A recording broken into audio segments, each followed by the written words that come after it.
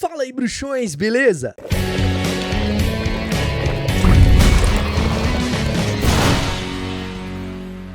Tá chegando agora aqui no Caldeirão Furado, então ó, deixa de ser trouxa, se inscreva, ativa as notificações pra você ficar por dentro de tudo que rola por aqui e não esquece que você pode se tornar um membro aqui do Caldeirão e assim ter acesso a benefícios exclusivos, como selos que vão ao lado do seu nome, emojis pra você usar nos comentários dos vídeos ou chats das lives e também você pode contribuir com as produções aqui do canal através do botão valeu e assim o seu comentário fica em destaque entre os demais. Hoje é o dia dele, Severus Snape, mais conhecido como Ranhoso. Desculpa, eu sei que tem gente que ama o Snape e que não gosta que a gente chama ele de Ranhoso, mas era o apelido dele, isso é um fato. E já que a gente tá falando de fato, hoje eu trouxe 35 fatos que talvez você não saiba sobre Severus Snape. Severus Snape nasceu em 9 de janeiro do ano de 1960. A origem do seu nome vem de uma dinastia romana iniciada com o imperador Septimus Severus. Além disso, enquanto J.K. Rowling escrevia Harry Potter e a Pedra Filosofal, ela morava em frente à estação de Clapham Junction, onde tinha uma estrada chamada Severus Road. Não se sabe se o nome da estrada tem alguma influência no nome do personagem, mas o nome da estrada em si vem do próprio imperador Septimus Severus. Já o sobrenome Snape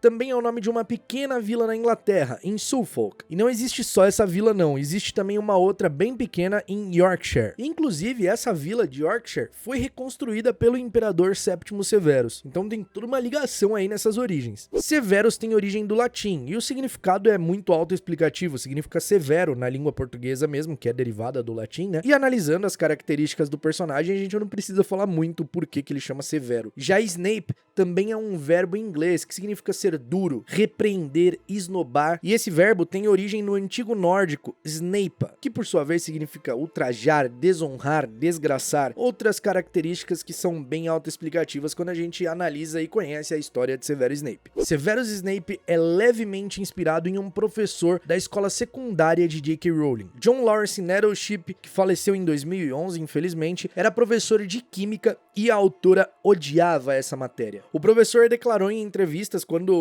perguntaram sobre a ligação, se ele era realmente a inspiração, ele respondia bem humorado que ficou até surpreso, que ele sabia que era rígido, mas não sabia que era um professor tão ruim assim, só que ele levava super numa boa. Ele até chegou a escrever um pequeno livro chamado Harry Potter's Chapstone, que mostra algumas conexões da história com a cidade, e ele tinha os cabelos longos e um laboratório mal cheiroso, mas a inspiração para por aí. Apesar de ser um professor rígido, rigoroso, ele não era um Severo Snape, né? A Rowling escolheu a inspiração mesmo é a matéria que o Snape ensina, um pouco da aparência ali do cabelo longo e tal, e a matéria que ele ensina que é o equivalente à química no mundo trouxa, né? O Snape ensina poções justamente porque a J.K. Rowling odiava química. Antes de Alan Rickman ser escolhido para o papel, Tim Roth foi o primeiro convidado da Warner Bros, mesmo a J.K. Rowling tendo o Alan Rickman como primeira opção para o papel. Só que o Tim Roth acabou não conseguindo participar porque ele estava ocupado com as gravações de O Planeta dos Macacos. Os filhos do Tim ficaram muito tristes, queriam muito que ele fosse Severus Snape em Harry Potter, mas ele não foi. E olha, não é querendo falar nada não, o Tim Roth é um ótimo ator, mas eu acho que o Alan Rickman foi o Snape perfeito. O traje de Severus Snape foi o único que não foi alterado em todos os filmes da saga. Ele não sofreu alteração nenhuma. Quando Jenny Temime assumiu em Prisioneiro de Azkaban, que é a figurinista, ela mudou praticamente o guarda-roupa de todos os personagens, menos o do Snape,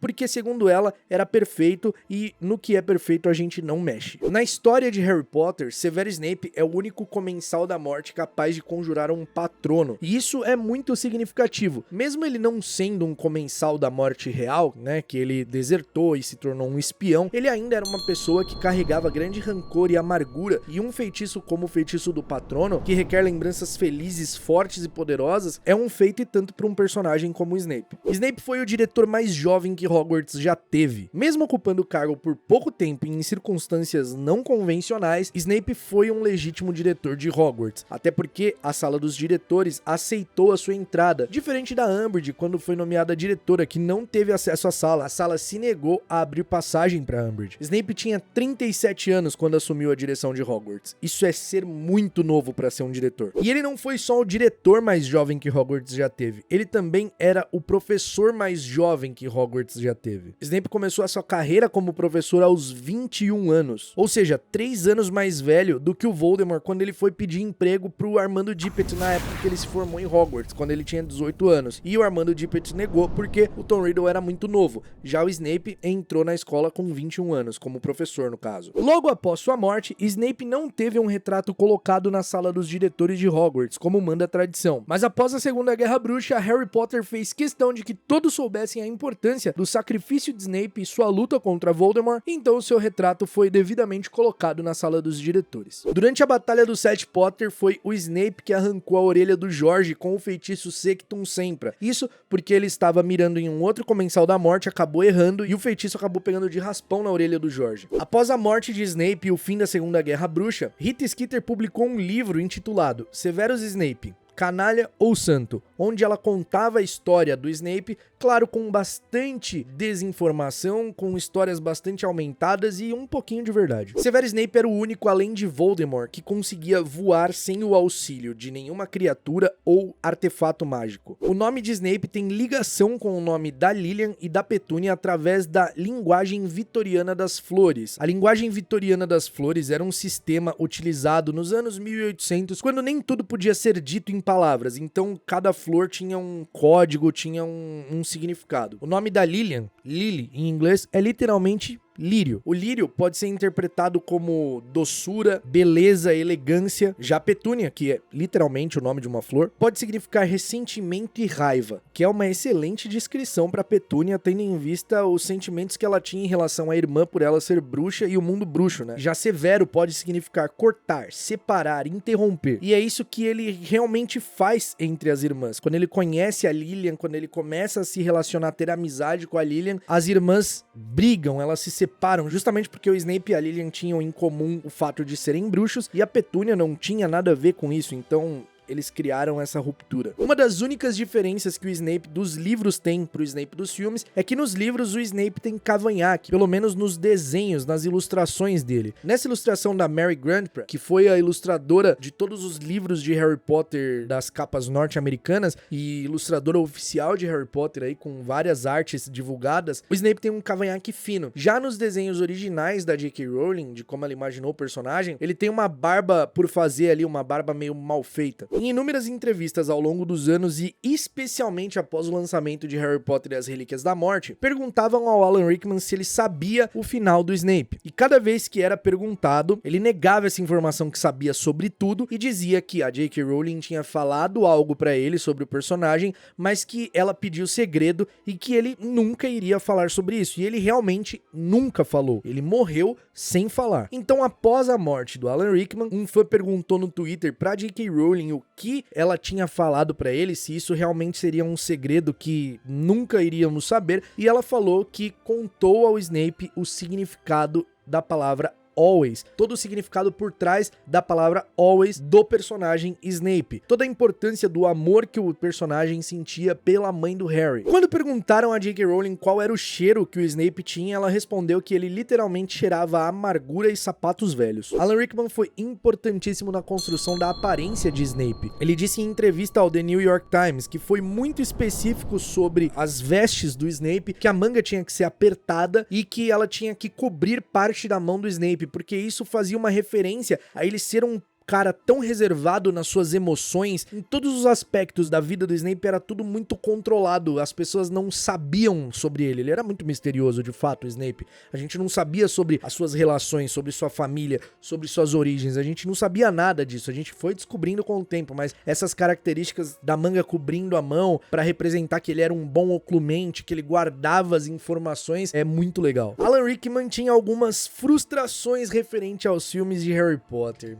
Pois é, algumas cartas do Alan Rickman foram leiloadas por cerca de 950 mil libras depois de sua morte, isso aí equivale a muitos milhões de reais, e em algumas dessas cartas tinha uma nota do David Heyman pra ele. David Heyman é o produtor dos filmes de Harry Potter, e ele disse o seguinte: obrigado por ajudar Harry Potter 2 ser um sucesso. Eu sei que você se sente frustrado, mas saiba que és parte integral desses filmes. você é brilhante. E aí isso acabou deixando muita gente confusa, tipo, pô, qual será a frustração que o Alan Rickman tinha em relação aos filmes? Só que aí em outra carta, essa datada em 2009, tem uma coisinha mais específica. E aí o Alan Rickman fala sobre a frustração em relação ao David Yates, que é o diretor a partir de Ordem da Fênix até Relíquias da Morte parte 2. Nessa nota, que datava ali na época das filmagens de Enigma do Príncipe, o Alan Rickman disse o seguinte: é como se David Yates tivesse decidido que essa parte do personagem não fosse importante por causa do apelo à audiência adolescente. Ou seja, David Yates, até o Alan Rickman ficou puto com a forma que você dirigiu o filme, tá? As primeiras palavras de Snape pra Harry Potter têm uma mensagem secreta muito legal. E lembrando, isso não é uma mensagem intencional que o Snape tá passando. É uma forma que a autora colocou essa mensagem secreta pra ver se alguém decifrava, que já dizia ali sobre o Snape. Na primeira aula de poções do Harry, Snape pergunta: Potter, o que eu obteria se adicionasse raiz de asfódalo em pó a uma infusão de losna? E de acordo com a linguagem vitoriana das flores, asfódalo é um tipo de lírio e ele significa: meus arrependimentos seguem você até o túmulo. Já losna, que é a mesma coisa que absinto, significa ausência. Também simboliza uma tristeza e amargura. Então, combinando tudo que ele fala ali na frase,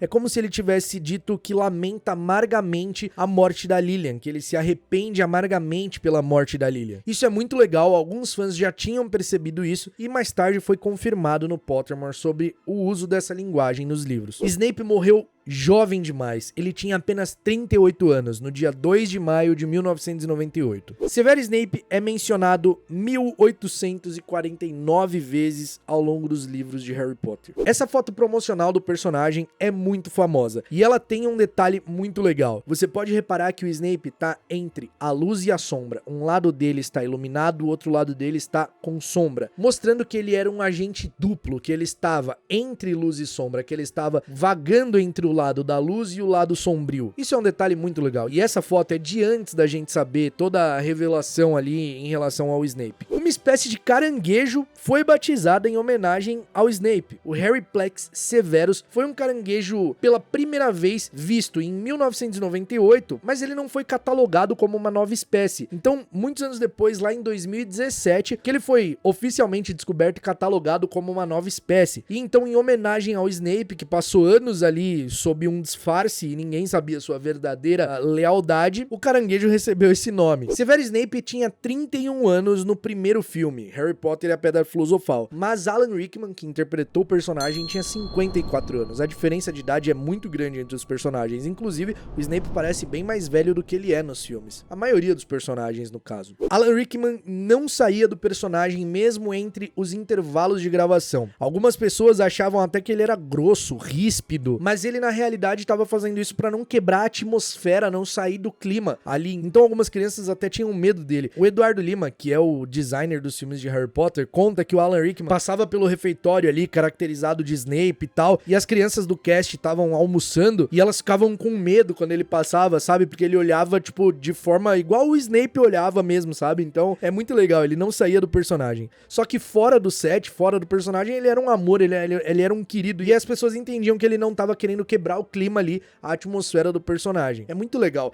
Eu acho a atuação uma coisa brilhante, cara.